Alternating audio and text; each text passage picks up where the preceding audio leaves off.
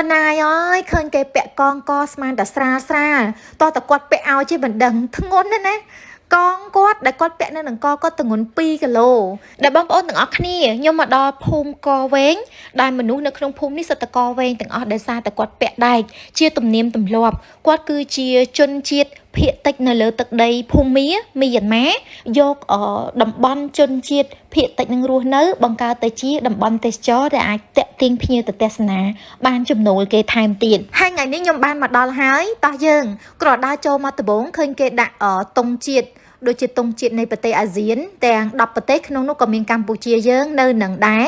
តែពេលដែលយើងមកលេងភូមិនេះអត់ free ទេទិញសបុតអញ្ចឹងមើលទៅគ្នាខ្ញុំមកក្រុមមិនចេះតិចអ្នកទេអញ្ចឹងចាយលុយកន្លែងហ្នឹងក៏ច្រើនដូចគ្នាដែរនេះសម្រាប់ភូមិបងប្អូនទាំងអស់គ្នាអាចមើលឃើញរូបភាពដែលខ្ញុំថតហើយគេមានផែនទីឲ្យយើងមើលថាយើងត្រូវដើរតាមផ្លូវណាទៅតំបន់ណាអញ្ចឹងទៅតោះទិញសបុតហើយយើងចាប់ផ្ដើមចុះទៅកាន់ភូមិរបស់គេដែលគេឲ្យឈើឫស្សីយើងម្នាក់មួយដើរច្រត់អញ្ចឹងទៅវាអត់សូវហត់ព្រោះអីដើរយូរដែរហើយផ្លូវគឺ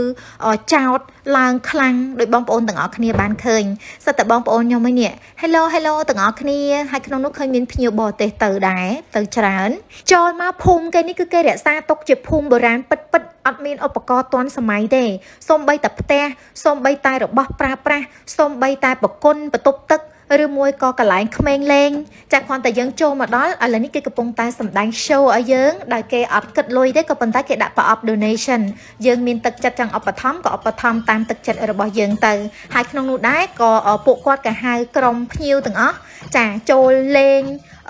គោះភ្លេងលេងជាមួយគាត់អីចឹងដែរយើងចូលមកដល់ភូមិនេះអ្នករស់នៅក្នុងភូមិគឺគាត់រក្សាសម្លៀកបំពាក់ការតុបតែងខ្លួនរបស់គាត់តាមបែបប្រពៃណីរបស់គាត់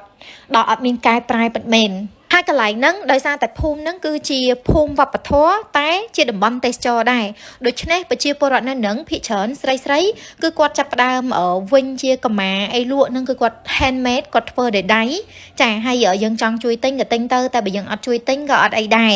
ពួកគាត់មានលក់ជាប្រេងម្សៅតាមបែបជនជាតិរបស់គាត់ចាហើយកំមុំនៅនឹងខ្ជូតដែរអូខេឥឡូវយើងចាប់ផ្ដើមធ្វើដំណើរទៅមុខបន្តទៀតបើសិនជាយើងបានជួបជាមួយនឹងមនុស្សនៅវិហៀងវ័យក្មេងក៏គាត់រៀងខ្លីៗដូចតែយើងឯងតែបើថាមនុស្សរៀងវ័យចំណាស់ក៏របស់គាត់កាន់តែវែងដោយសារតែគាត់ថែមកងកាន់តែច្រើនកងទៀតដូចក្នុងរូបភាពដែលបងប្អូនបានឃើញចា